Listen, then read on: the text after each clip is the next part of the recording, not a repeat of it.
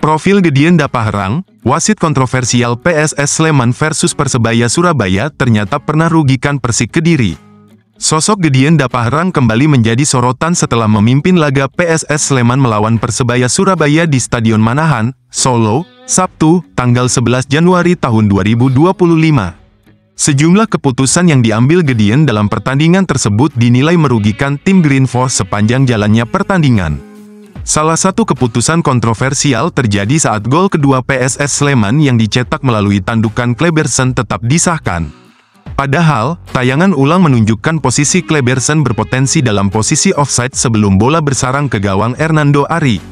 Tidak hanya itu, momen yang lebih mengecewakan bagi Persebaya Surabaya terjadi ketika gol sepakan keras Bruno Moreira dan gol Dejan Tumbas dianulir oleh Gedian. Keputusan ini memicu protes keras dari para pemain dan pelatih Persebaya Surabaya yang merasa gol tersebut sah secara aturan. Nama Gedian Dapaherang sejatinya sudah tidak asing dalam daftar kontroversi wasit di Liga 1 Indonesia. Sebelumnya, ia juga menjadi pusat perhatian saat memimpin derby Jatim antara Arema FC dan Persebaya Surabaya pada Rabu, tanggal 27 Maret tahun 2024. Pada laga tersebut, Gedian memberikan hadiah penalti kepada Arema FC yang dinilai banyak pihak sebagai keputusan keliru. Bola yang mengenai dada Kadek Raditya dianggap sebagai handball, sehingga berujung tendangan penalti bagi Arema FC di menit ke-64. Meski protes keras dilakukan oleh para pemain Persebaya Surabaya, keputusan Gedian tetap tidak berubah. Namun, eksekusi penalti Dedik Setiawan berhasil digagalkan oleh Andika Ramadhani.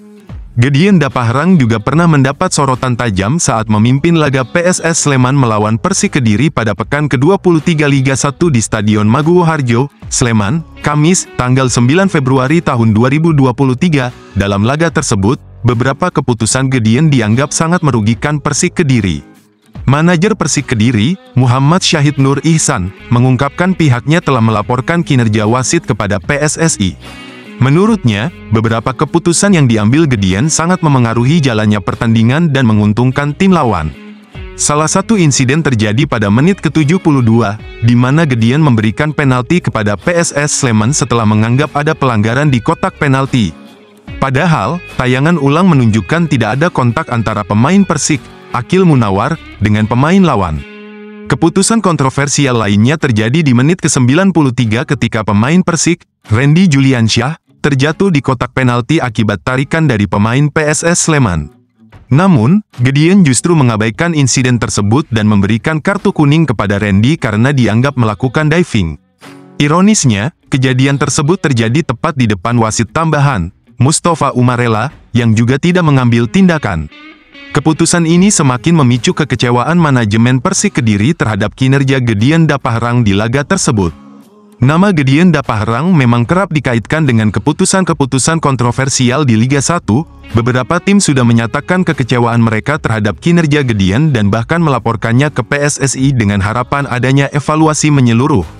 Persebaya ditekuk PSS, Paul Munster keluhkan wasit lagi sampai ingin temui Erick Thohir. Persebaya Surabaya bermain buruk di pekan ke-18 BRI Liga 1 2024-2025. Mereka menelan kekalahan 1-3 saat melawat ke markas PSS Sleman. Secara permainan, Persebaya menampilkan permainan yang kurang baik. Kendati demikian, pelatih Paul Munster memilih untuk menyalahkan pihak eksternal atas hasil yang di luar ekspektasinya tersebut.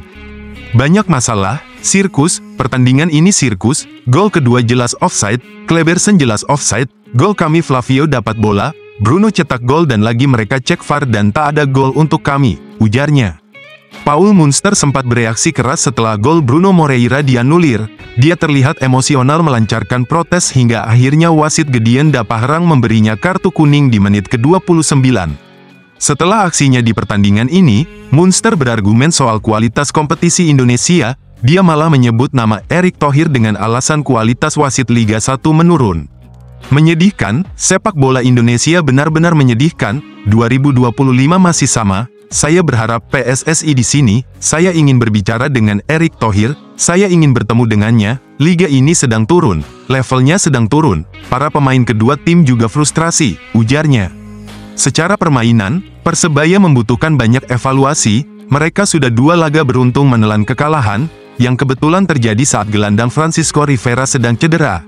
Sekali lagi saya berbicara tentang hal yang sama. Tidak berubah, sedih karena sepak bola Indonesia memiliki pendukung besar, ungkap Paul Munster.